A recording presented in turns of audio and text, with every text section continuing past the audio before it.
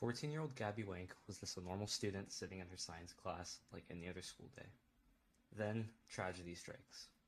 Gabby, in the middle of class, suffers an arteriovenous malformation, commonly known as a brain bleed.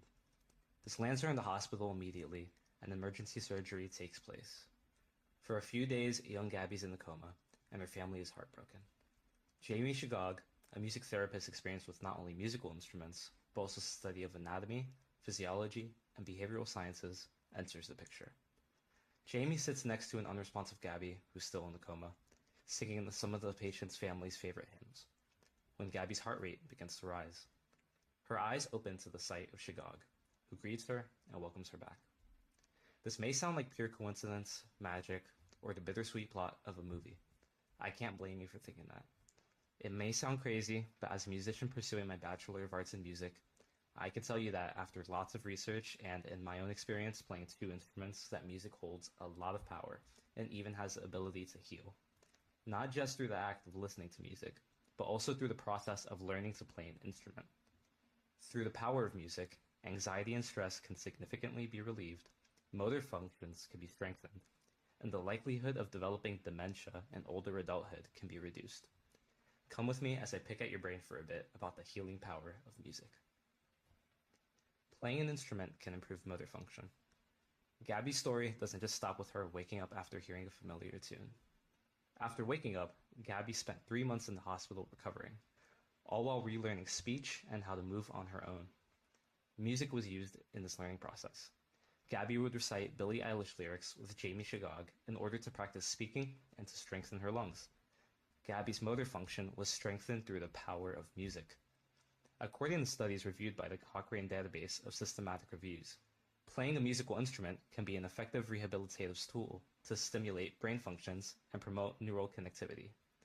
The act of playing instruments has been used this way for patients who've suffered a range of brain injuries, from concussions to strokes.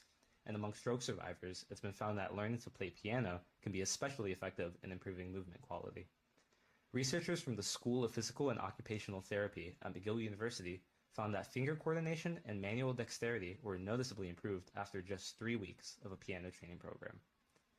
Playing an instrument isn't only a tool for improving your brain's functions and skills.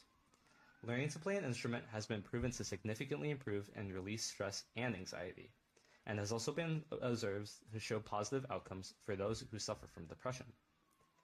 According to Dr. Komiko Toyoshima, a professor at Osaka Shoin Women's University, and Dr. Toyoshima's colleagues, playing the piano can lower cortisol levels and decrease a person's anxiety levels. Compared to activities like clay molding and calligraphy, playing piano was found to be more effective at lowering stress levels. As for depression, which 21 million adults in the United States alone report to have suffered from in the last year, playing music can have many benefits. According to a study published by the Cambridge University Press, learning to read and play a musical instrument like piano can provide those who suffer from depression with improved self-esteem, social cohesion, and the reduction in fatigue. I hope the picture is now becoming clearer. Music has a large range of benefits for your brain, and the brain is massive. It has billions of neurons that all talk and work with one another, and as a result, you have things like emotions and ideas and memories. But when neurons become damaged, you can begin to lose these cognitive functions. This is exactly what happens in the brain of someone who suffers from dementia, which is unfortunately a common condition worldwide for those of old age. But I'm sure you know where I'm going with this. Allow me to show you a brief clip from the Global Brain Health Institute about how music can help those who suffer from dementia. Music is incredibly powerful. I think music can reach everyone, it captures everyone, it's a universal language. And then when it comes to dementia, there's a huge body of anecdotal evidence and people who have shared their personal experiences about the huge impact just listening to music can have on some of the symptoms of dementia. So by listening to a piece of music that's really familiar to a person with dementia, it evokes these memories, it creates a flashback effect. And what happens, it helps with some of the symptoms. So it helps that person reduce their stress, reduce their anxiety, it helps them regain a sense of self. And in some instances, it actually reduces their need for medication. So it's hugely powerful for people that are living with dementia. As you've just heard, music is a way to aid those suffering from cognitive decline. But what if we apply the powerful tool that is music before cognitive decline has a chance to develop? Researchers at the University of Southern California claim that playing an instrument in older adulthood is significantly associated with reduced likelihood of dementia and cognitive impairment. Like I mentioned previously, learning an instrument can promote neural connectivity, which is incredibly important in preventing dementia and cognitive decline.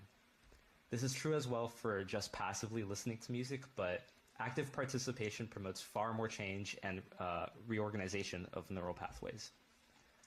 In conclusion, music is incredibly powerful. Learning to play musical instruments, really just involving music in your day-to-day life, can provide many benefits for your mind, your memory, your spirit. Prescription for music lessons might be just what you need for the improvement of your health.